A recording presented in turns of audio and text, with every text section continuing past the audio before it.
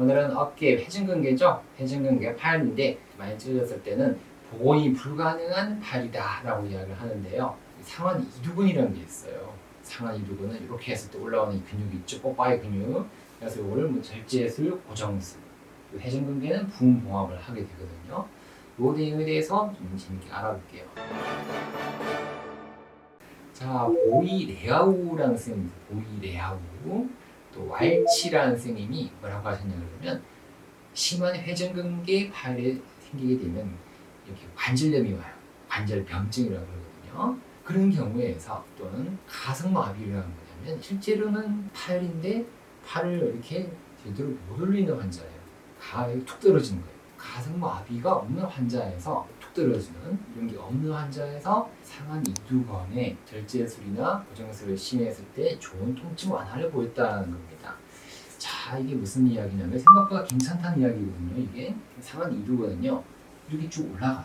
올라가서 이렇게 쭉 이렇게 타고 올라가서 여기 붙습니다. 이렇게 이 상한 이두근이에요. 이게 붙는데 여기 이 녀석이 왜 문제냐면 회전근개가 파열되고 나면은 여기 앞에 있는 극상근 있죠. 극상근과 견갑하근 사이에 끼어 있거든요.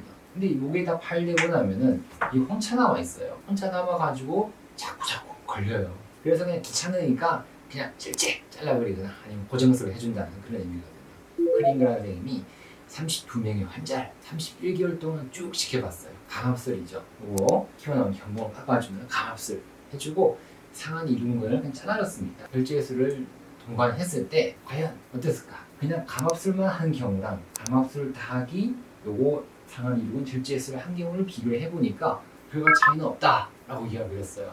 아, 그러면은 잘라줘도 괜찮다는 거죠. 이거만 견봉만 깎아줘도 되고 아니면 견봉 깎아주면 이것도 같이 그냥 없애도 결과는 똑같으니까 걸리는 게 없어지더라라는 그런 이야기거든요. 그러니까 무슨 말이냐면 고름이 환자에서는 나이가 많을 때는 회전근개에 완전 파열이 심해서 복원이 불가능할 때는 이 걸쭉거리는 거 절제도 괜찮다는 그런 이야기가 됩니다.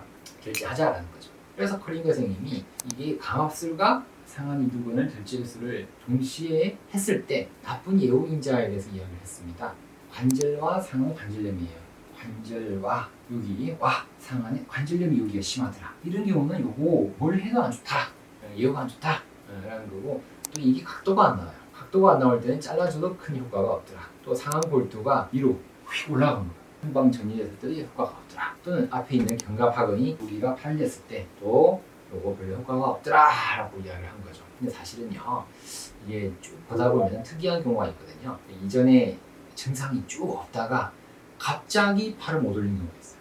갑자기 어느 순간 어느 날 일어나 보니까 70대 80대 노령이 갑자기 팔을 안 올라가요. 무슨 일일까?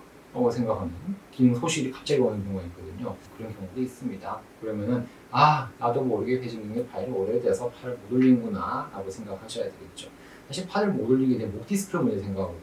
그런데 이런 경우도 있더라라는 것을 알고 계시면 되겠습니다. 관절화 상한 퇴행성 관절염이 중요하거든요. 퇴행성 변화가 없는 상태를 하마다 선생님이 관절경적으로 회전근개를 부음봉합을 하고 요거라도 해주자. 부음봉합을 했을 때 어느 정도 최대한 좀 당겨서 균형을 맞추는 거예요. 시소 균형, 짝힘이라고 해요. 짝힘. 균형을 맞추게 되면은 이전 기능 상태로 돌아갈 수 있도록 할 수 있다라고 이야기를 했어요. 하마다 스테이지 같은 경우가 중요하거든요. 그런 경우가 안심해야 돼요. 1에서 4단계, 4단계 중에서 A까지는 여기가 안심해야 돼요. 여기에 변변이 없는 하마다 단계거든요. 그럴 때는 그냥 부분봉합을 해도 결과는 좋더라라고 이야기를 합니다. 그래서 1에서 4A 같은 경우에는 그럼 어떻게 그러면 이렇게 짝힘을 만드느냐라는 건데 뒤쪽이 찢어졌을 때 있죠. 견갑 뒤쪽이니까 극하근이에요. 극하근의 일부를 아래 부위를 쭉 이렇게 당겨가지고 최대한 좀 만들어 봅니다. 최대한 이렇게 당겨서 앞이랑 맞춰주는 거예요. 견갑하근이 여기다. 근데 뒤가 많이 찢었다. 그러면 약간 올려주는 거예요. 이렇게 맞춰주면 돼요. 이게 균형만 좀 맞아도 사람은 좀 신기하게 좀 덜 아파지고 팔을 잘 올립니다. 엇나가면은 불안정하거든요. 그러니까 맞춰주자. 뒤에 올려주자. 그럼 앞에가 심하게 파열되면은 요거를 견갑하근을 위로 올려줘서 뒤에 있는 극하근이랑 맞춰주는 거죠. 어차피 극상근은 없어요. 극상근 많이 없으면 놔두고 견갑하근과 극하근을 좀 위로 당겨서 맞춰주자라는 거죠. 그러면 하마다가 좀 심하다. 4B, 4B부터 5까지는 소원형근 있죠. 그 견갑하근의 지방 침륜이 좀 심한 경우 또 3, 4단계 되는 경우거든요. 또 이런 경우는 또 전상방으로 상골두가 이렇게 벗어나 있는 경우가 많아요. 이럴 때는 부음봉합 이런 경우가 짝힘 회복이 실패할 가능성이 높습니다. 그래서 수술을 하는 경우는 포A까지를 우리가 짝힘 수술이 가능하다라고 이렇게 이야기하고 이렇게 많이 됐을 때는 어떤 수술을 짝힘은 별로 도움이 안 되더라 그런 내용이 되겠습니다. 회전근개 부음봉합 갑자기 이거 하다 이 이야기했죠. 그래서 약간 이렇게 샜지만은 이런 이야기가 중요하니까 살짝 해봅니다. 다시 이쪽으로 넘어가서 상한 이두근 어떻게 해야 될까요? 여기가 부분 또는 완전 분리가 되는 경우가 있습니다. 여기가 갈라지면 이렇게 달아서 너덜너덜거리는 경우가 있고 불안정이 생겨가지고 빠지는 경우예요. 모래시계 모양처럼 변적 상태가 됩니다. 변적의 상태가 되게 되면은 이게 상한 이두근이 안 좋아요. 이럴 때는 이제 상한 이두근이 늙었다, 탈이다라고 하거든요. 그렇게 되면서 이게 늙어가지고는 점점 더 커지고 팽팽해지거든요. 구가 있어요. 상한 이두근에 싹 들어가는 이게 들어가는 이게 홈이에요. 홈이 있는데 홈으로 미끄러져 들어갈 수 없을 정도가 돼요. 이게 머리가 커져가지고 또 관절내 부분은 또 전방 이제 그 상황 했을 때 접혀요. 박혀 있다 관절내 부분 들어가거든요. 관절내가 싹 들어가는데 여기는 접히면서 통증이나 또 접히니까 운동 제한이 생기거든요. 고정술을 해줘야 되는 경우가 있는데 이럴 때는 접히는 거예요. 접히고 통증이 생기면 다 고정해줘야 돼요. 이제 나가지 마. 여기 집에만 있어. 또 관절 운동이 제한됐을 때 접혀서 걸려서 이럴 때는 고정을 해줘야 되고 팔을 많이 쓰는 쪽이에요. 오른팔 잡이 같은 밥을 먹어야 되는 이렇게 할 때마다 접혀요. 그럼 안 되겠죠? 그럴 때는 우세 쪽 팔이 문제가 있으면 고정술을 해줘야 돼요. 활동적인 남자 같은 경우에도 고정술 대상이 됩니다. 근데 대부분 고정술 같은 경우는 하지는 않고 나이가 들게 되면 그냥 절제가 편하죠. 젊은 남자들 뽀빠이 변형이 없고 하게 되면 고정술을 해줘요. 하지만 대부분은 나이 들어서 회전근개 파열이 심할 때는 결제술을 하더라도 좋습니다. 그래서 어떤 거 할까 생각해봐야 돼요. 부분봉합을 하면서 결제를 하기도 하겠죠. 이걸 많이 하겠죠. 강압해주고 부분봉합해주고 결제해주게 되면 좀 그나마 깔끔하게 했다라고 할 수 있겠죠. 영상 조그만 거 준비했습니다. 조금만 보실게요. 젊은 사람들은요 상한 이두근이 파열되게 되면 뽀빠이 변형이 생깁니다. 왜냐 그러면 상한 이두근이 여기서 파열되거든요. 거관이 쭉 내려와요. 쭉 내려오면서 근육이 축 처져요. 축 처지면서 이런 모양이 되죠. 좀 늙어 보이죠? 이렇게 탱글탱글해야 되는데 뽀빠이가 상당히 미피해 생겼죠. 이렇게. 그래서 나이 들어서 상한 이두근이 파열되면은 큰 문제는 없는데 젊은 사람들이 근육이 많고 활동력이 많은 사람들은 좀 불편해하죠. 자, 이렇게 파열되게 되면 이렇게 멍이 들게 되고요. 이 뽀빠이 변형이 생깁니다. 뽀빠이 사인 적어놨죠. 자, 상한 이두근 절제술은요, 젊은 사람들에서는 하지는 않고, 나이 들어서 고령에서 별로 활동력이 없을 때 좋은 결과가 보장되죠.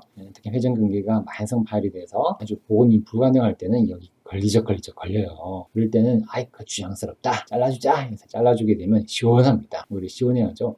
여기 이렇게 싹둑 잘라주게 됩니다. 내시경 기부를 이렇게 해서 예쁘게 잘라주게 되면은 쫙 밑으로 내려가요. 쭉 이렇게 쭉 내려가게 되거든요. 이렇게 정상적인데 싹둑 잘라주게 되면 이렇게 내려가게 돼요. 이런 모양이 됩니다. 그래서 이걸 그냥 가만히 놔둬도 되고요. 고정해주기도 하죠. 여러 가지 방법을 통해 가지고 여기 고정하기도 하고 여기 고정도 합니다. 이렇게 고정을 여러 가지 방법을 통해서 고정을 좀 합니다. 잘라주기만 하기도 하고 고정을 하기도 하고요. 고정을 이렇게 보통 이런 방법을 많이 씁니다. 이 방법을 이렇게 잘라주게 되고 이게 많이 흐느적거리고 많이 헤어져 있죠. 헤어져 있고 달아 있고 그러면은 개인 통증만 생겨요. 통증만 생기고 이게 막 움직이거든요. 여기를 잘라주게 되면 이런 모양 되죠. 구라고 그러죠. 구, 홈, 또 그루브, 구 여기다가 딱 들어가는 부위잖아요. 딱 홈이 있죠. 여기다가 고정을 해주게 됩니다. 이런 식으로. 고정을 해주게 되죠. 자, 그래서 이렇게 싹둑 잘라주고 어디다 고정할까요? 밑으로 내려오니까 관절 안에서 고정을 하지는 않고 관절 바깥의 부분에서 이렇게 예쁘게 고정을 해주게 되면은 흘른적거리지 않고 단단하게 좀 움직임이 없더라. 그래서 힘을 받을 수 있다라고 이야기하죠. 고정술은 주로 이제 젊은 사람들에서 이렇게 많이 사용을 하게 됩니다. 나이 많은 고령층에서는 잘라만 줘도 좋은 결과가 나타나죠.